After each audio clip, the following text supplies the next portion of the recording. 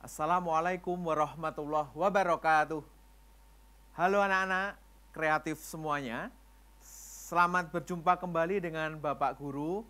Saya, Pak Rois Saifuddin Zuhri, akan kembali bersama kalian belajar bersama di mata pelajaran IPA. Hari ini kita akan membahas tentang mengidentifikasi sifat-sifat magnet dalam kehidupan sehari-hari.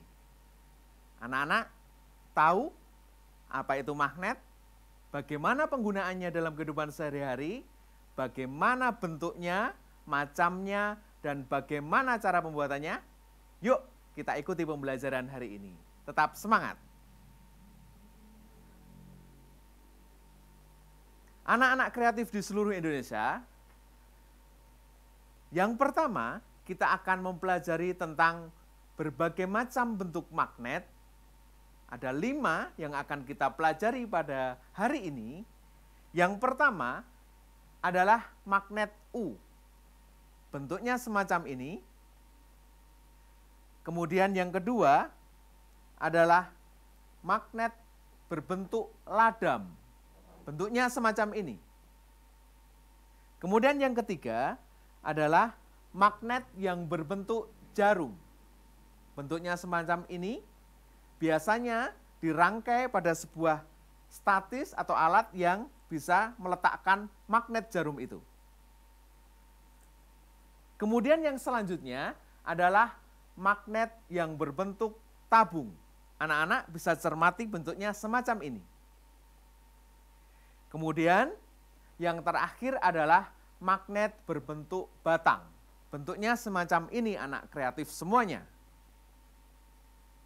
Oke, setelah kalian semuanya tahu bentuk-bentuk magnet, maka kita akan mempelajari sifat-sifat magnet dengan praktik yang kita lakukan.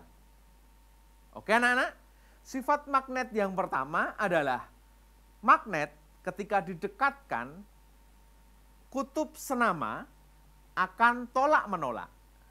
Kita praktekkan yuk.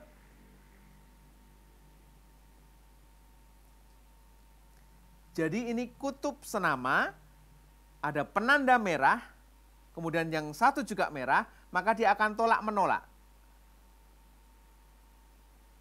Itu adalah sifat magnet yang pertama, yaitu kutub senama ketika didekatkan akan tolak-menolak. Sifat yang kedua, kutub yang tidak senama akan tarik-menarik. Ayo kita coba. Kutub tidak senama akan tarik-menarik. Itu adalah sifat magnet yang kedua. Kemudian sifat magnet yang ketiga adalah gaya tarik paling besar itu berada pada kutubnya. Mana anak-anak? Yuk, bagian kutub coba mana? Kalian sudah mengetahui? Bagian kutub adalah bagian sebelah sini dan sebelah sini, yang memiliki gaya tarik paling besar untuk menarik sebuah benda. Gitu ya.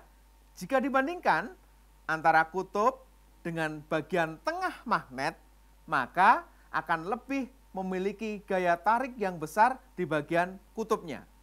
Ayo kita coba. Ini benda magnetis, benda yang dapat ditarik oleh magnet. Kita dekatkan. Kalian bisa mencoba sendiri di rumah. Pasti kalian akan merasakan gaya yang paling besar itu berada pada kutubnya. Kalau di tengah juga bisa, tapi tidak memiliki gaya yang paling besar. Itu adalah sifat yang ketiga. Kemudian, sifat yang terakhir adalah dapat menarik benda-benda tertentu. Ayo, bisa dicoba di rumah, bisa dicoba di sekolah. Benda-benda apa saja yang bisa ditarik oleh magnet dan benda-benda apa saja yang tidak bisa ditarik oleh magnet. Kita coba.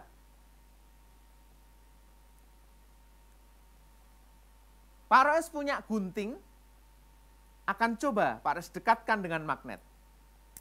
bisa ditarik oleh magnet, maka disebut sebagai benda magnetis. Kita cari benda yang lain. Misalkan di kelasmu ada penghapus dari kayu ini. Tentunya kalian juga sudah tahu. Alangkah baiknya kita coba biar kita lebih yakin dengan percobaan kita. Ternyata dia tidak bisa ditarik oleh magnet. Oke? Itu adalah sifat magnet yang terakhir, bahwa magnet dapat menarik benda-benda tertentu atau benda magnetis. Baik anak-anak, setelah kita mengetahui macam magnet dari bentuk-bentuknya, kemudian kita mengetahui sifat-sifat magnet, maka kita akan mempelajari bagaimana toh cara membuat magnet itu. Oke, sudah siap? Kita cermati satu persatu cara pembuatan magnet.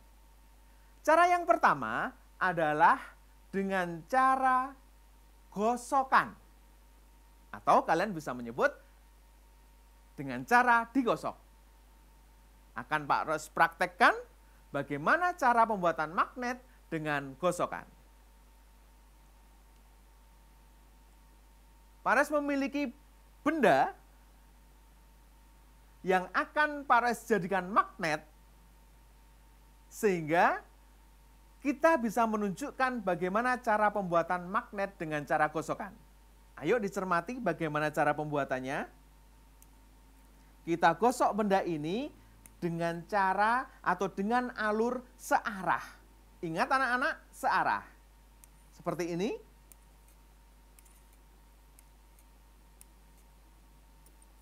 Kita coba ya. Ini ada trigonal clip ya, yang terbuat dari besi.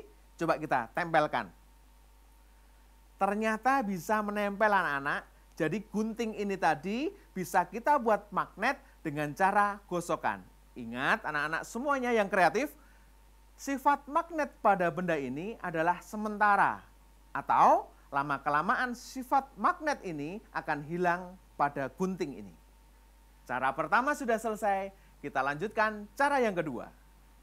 Cara yang kedua adalah induksi. Induksi dapat diartikan sebagai mendekatkan sebuah benda kepada magnet sehingga benda tersebut dapat berfungsi sebagai magnet. Ini contohnya, peragaannya seperti ini.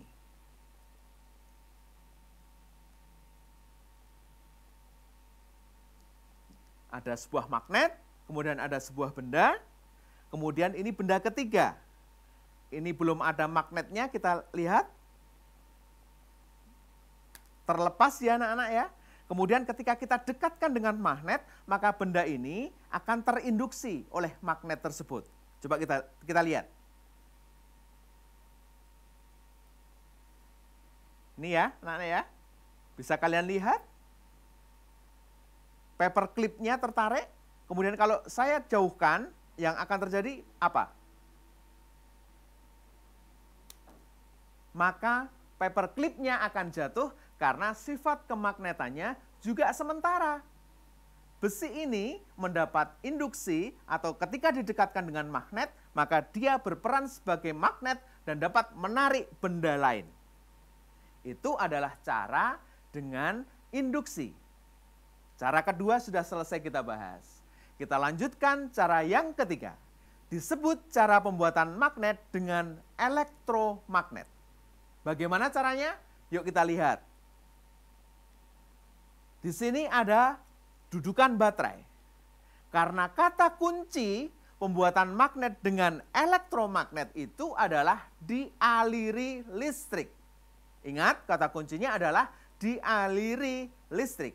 Maka hari ini Pak Guru membawa baterai yang berfungsi sebagai sumber listriknya. Kita coba pasang ya. Namun sebelum dipasang, coba anak-anak lihat dulu apakah paku yang dililiti dengan kumparan ini sudah bisa berperan sebagai magnet? Kita coba. Ternyata belum anak-anak, karena belum ada aliran listriknya. Namun, apa yang terjadi ketika nanti kita memasang sumber energi listrik pada rangkaian ini? Kita lihat apa yang terjadi.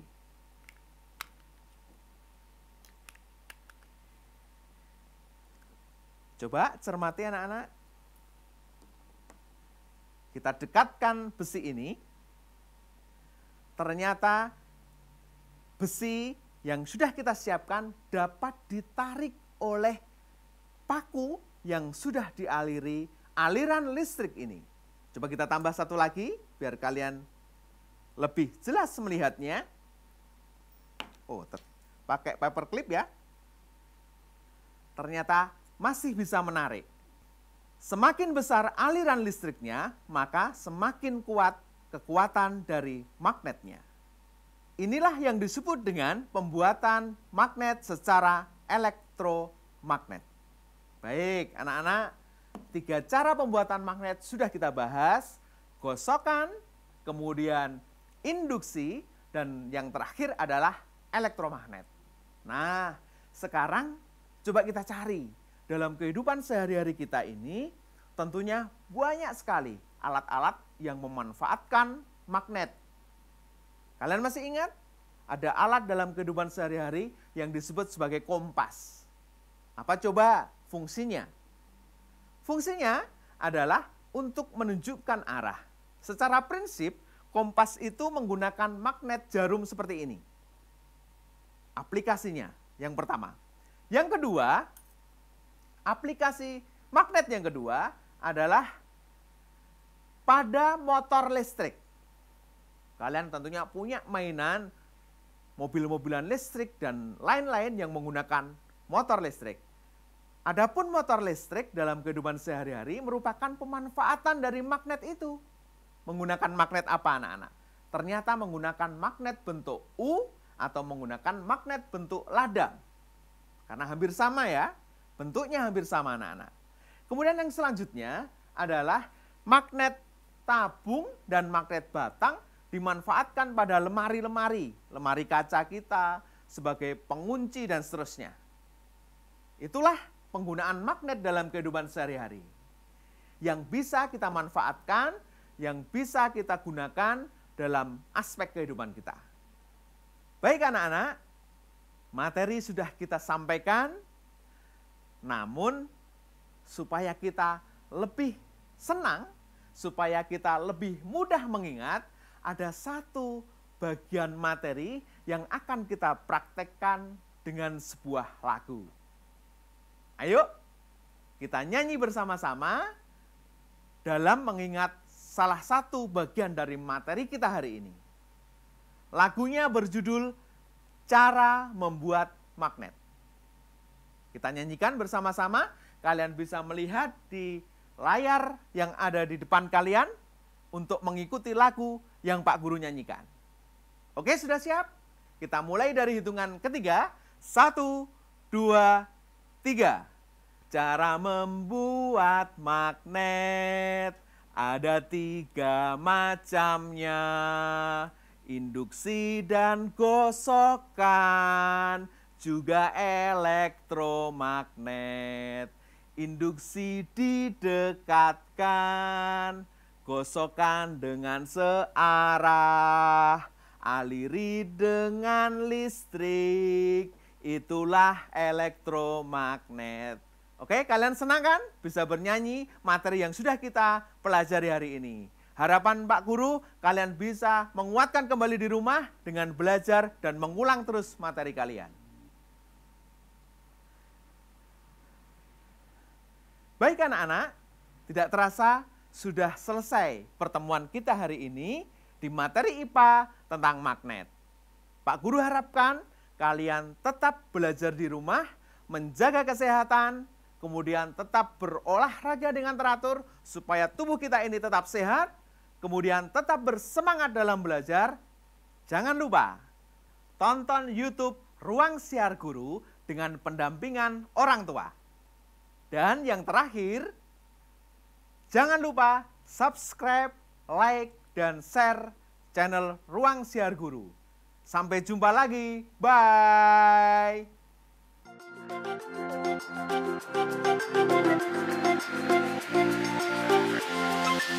Thank you.